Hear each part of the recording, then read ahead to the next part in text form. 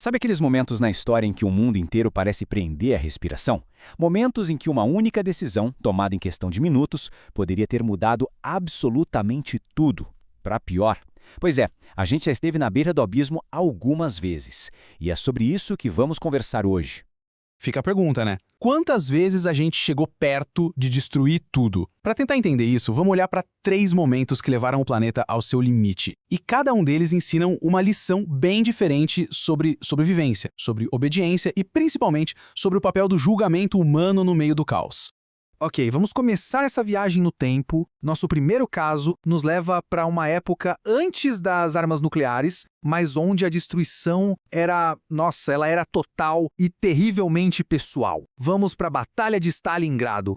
Olha só a escala disso aqui. É algo monumental. Em novembro de 42, quase 3 milhões de soldados, milhares de tanques, aviões, artilharia, tudo e todos convergindo para uma única cidade. Stalingrado não era só um ponto no mapa, ela se tornou centro de gravidade de toda a Segunda Guerra Mundial.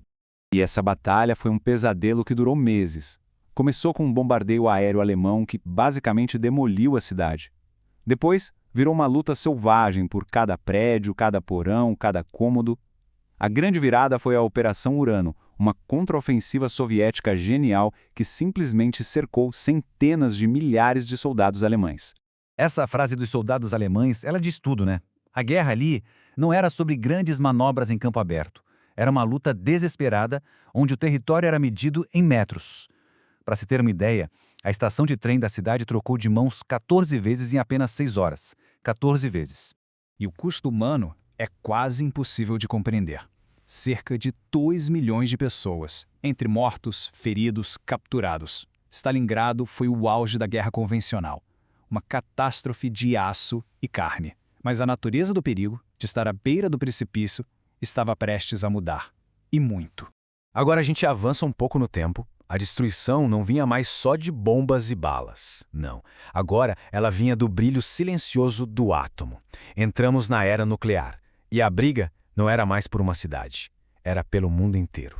Em outubro de 1962, o mundo parou. Por 13 dias, um impasse de altíssima tensão se desenrolou depois que mísseis nucleares soviéticos foram descobertos em Cuba, que, aliás, era uma resposta aos mísseis americanos na Turquia. Cada passo, desde a quarentena naval de Kennedy até um avião espião ser abatido, cada um desses momentos nos empurrava mais e mais para perto da guerra nuclear. Então, o ponto principal aqui é o seguinte. O que impediu o desastre foi uma teoria estratégica bem assustadora, chamada destruição mútua assegurada. A sigla em inglês é MAD, que significa louco. E a lógica era terrivelmente simples. Se um lado atacar, o outro vai revidar e os dois seriam completamente aniquilados. Ninguém vence.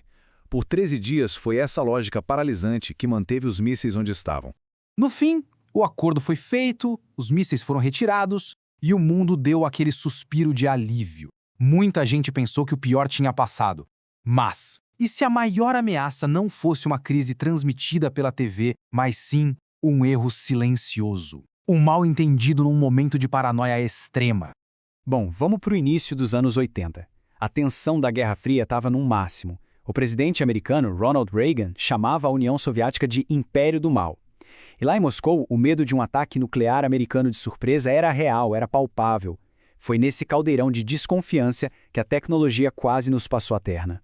Isso aqui ilustra o perigo perfeitamente. A OTAN fez um exercício militar chamado Able Archer 83, só que ele foi tão, mas tão realista, usando novos códigos de comunicação, envolvendo chefes de Estado, que os soviéticos, já com os nervos à flor da pele, acharam que era de verdade. Eles pensaram que um ataque nuclear estava vindo e prepararam suas próprias forças para revidar na hora.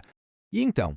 Poucas semanas antes disso, aconteceu o momento da verdade. O sistema de alerta nuclear soviético disparou o alarme. Mísseis americanos a caminho. O protocolo era claro, informa o ataque para iniciar o contra-ataque. Mas o oficial de serviço, um tenente-coronel chamado Stanislav Petrov, ele hesitou. A intuição dele, a lógica humana, diz que tinha algo errado. Um ataque nuclear com apenas 5 mísseis não fazia o menor sentido.